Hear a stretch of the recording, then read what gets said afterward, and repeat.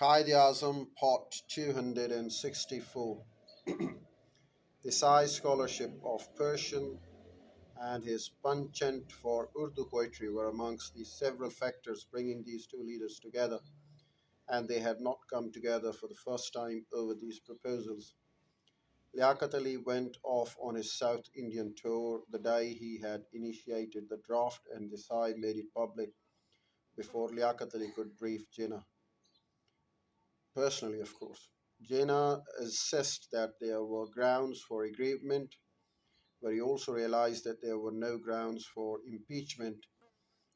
Perhaps he, Jinnah, also wanted to act differently from what the Congress had done. This defeat of the Sai proposal was on account of not having the wholehearted support of the Congress, and possibly the best requiem for this whole episode was written by Jamna Das Mehta, when he later said in a statement that the Simla conference failed because the Congress had refused to abide by Liaquat Desai formula. According to Mehta, Jinnah had adopted the only course left to him after the Pakistan resolution, but if there had been a parity between the Congress and the Muslim League, then Jinnah would have backed the move.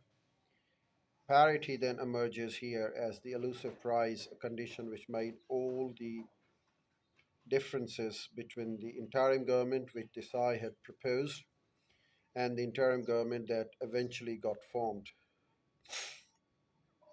It is fascinating that even as the options narrowed, the end game became ever more tense, more complex. British tired visibly, and the communal tangles worsened. The debate remained fixed, points of discord remained the same.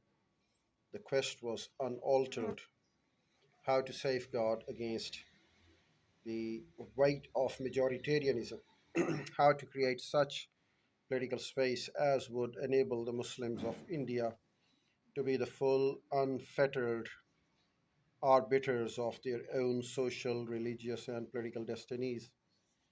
What was sought by them, the Muslims, was just this convincing enough space and a reassuring system, ideally still in India.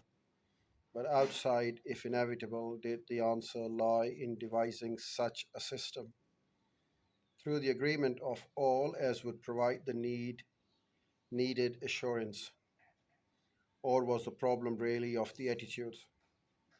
This last attitudes, born of the many centuries of historical experiences, had by now got embedded as the societal characteristics of the various communities: Hindu, Sikh, Muslim, whatever.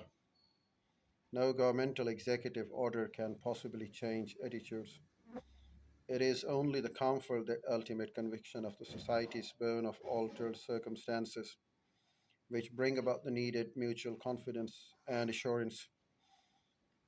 This India had to do on its own. Indian society's internal cleansing mechanism could do it. An evolution of the sensibilities alone could had to do it. Only this could and would keep India unbreakably united. The Viceroy, Wavell, and any other could only either externally enforce or help evolve or devise a system of cooperative executive functioning, but only of the governance, not of the other integral societies like attitudes. Communal communal amity, and accord of mutual regard was India's responsibility,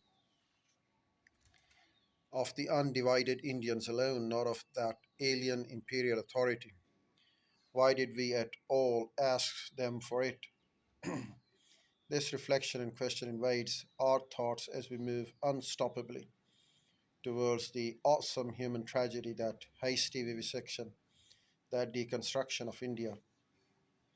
Now I've got soldiers' deaths and a finch, and here is the quotation: Trail all your pikes, dispirit every drum, match in slow procession from afar.